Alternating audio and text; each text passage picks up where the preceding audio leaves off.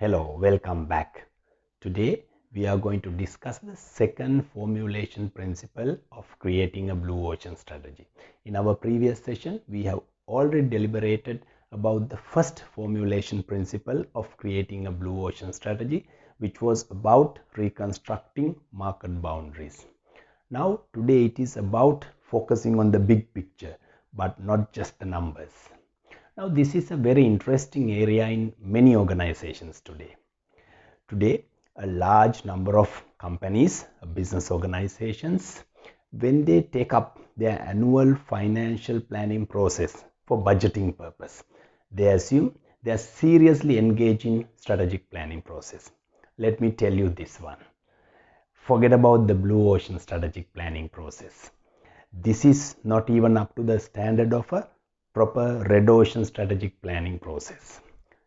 We'll see why. We know our market spaces, we know our industry boundaries, we know the market competitive factors already established.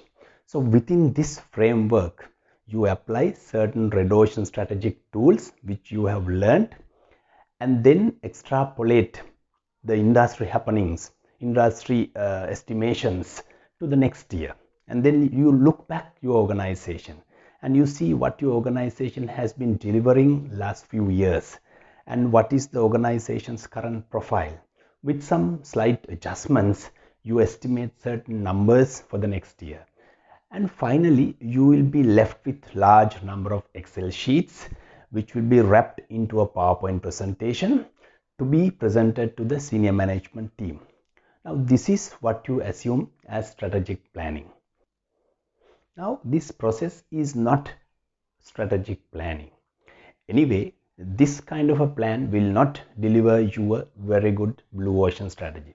So, alternative to this planning process, we are going to introduce to you today a 4-step visualization process which you have to take up if you are going to come up with a blue ocean strategy. In this process, 4 steps are: step number 1, visual awakening; step number 2, visual exploration; step number 3, visual strategy fair; and step number 4, the last but not the least, visual communication. Now let's review each of the steps one by one in briefly so that you will have a better understanding about the process and about the second formulation principle by the end of the session. Let's start with visual awakening. By this time, the organization has selected which area or which business that they are going to take through the blue ocean strategy process, and the blue ocean strategy the team has been appointed.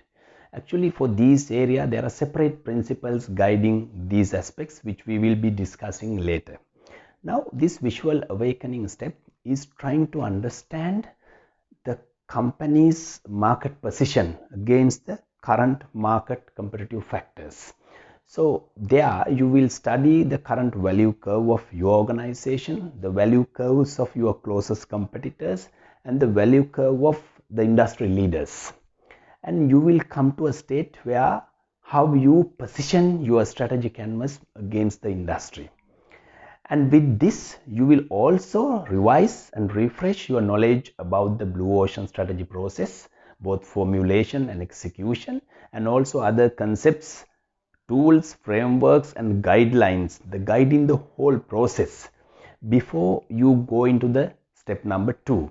So this is rather a intellectual discussion about the current market position of the organization against the competition, and also a better understanding about the blue ocean strategy process before you getting into the second step. Step number 2, visual exploration. Visual exploration means your senior management team together with the blue ocean strategy team appointed, they go out to the market. They meet customers, they meet non-customers, they meet happy customers, they meet unhappy customers. You meet disgruntled, totally unhappy customers, and you meet competitors' customers. And with that, you will come to a realization, whatever you have discussed and agreed upon within the step number 1, visual awakening stage, is a reality, or whether it is totally false. And at the same time, you will find out by hearing to the customers, by seeing the things in the market, you will find out what you should do more, what should be your plan for the market. And that's why we say it is the senior management team who should visit the market, not the researchers, not the junior team. You should never outsource your eyes and ears. So with this process, you will have a fairly very thorough understanding about your offer.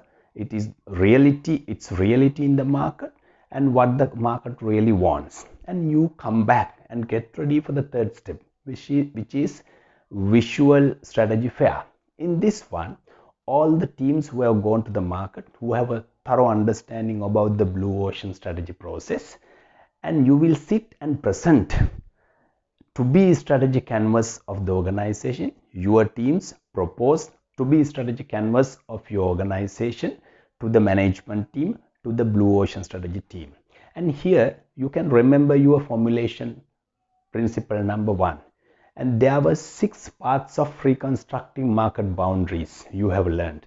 So you have to propose to be strategy canvas under each path of reconstructing market boundaries. So if you had 5 teams going out to the field, you will find 30 proposed to be strategy canvas for the organizations. So finally, together with the blue ocean strategy team, this senior management team will select one final to be strategy canvas to be pursued to create a blue ocean strategy for the organization.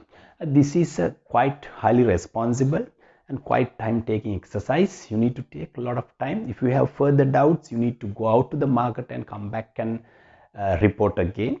And once this process is over, you have a very simple document, the management approved to be a strategy canvas. Now comes to the last step, visual communication. Now this is the senior management team and the blue ocean strategy team which have done this task. Now you are thoroughly convinced about what you are going to do, but there's rest of employees group in the organization, and there are business partners who might have an impact on this process, and then there are general public, maybe in the region or in the country, depending on the type of organization you are dealing with, and you will have certain impacts because of the changes of the strategy game.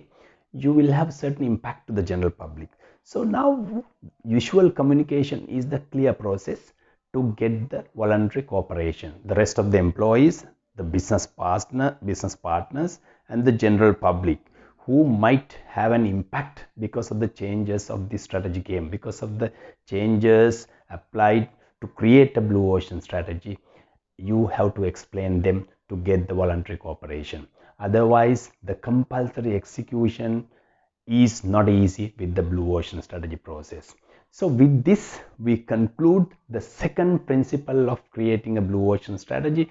We thought that you got a fair overview rather than getting into the red ocean strategy process. In creating a blue ocean strategy process, this second principle guides you to look at the big picture, not only the numbers, where you will understand this visualizing process in detail, what you do and what you have to do in the market, and accordingly you will come to a conclusion and to arrive at one final to be strategy canvas for the organization. So with that, you can drive your next step of creating a blue ocean strategy. Hope you have a very fair overview of the second principle. Let's meet again with the third formulation principle. It's great to meet you, and thank you.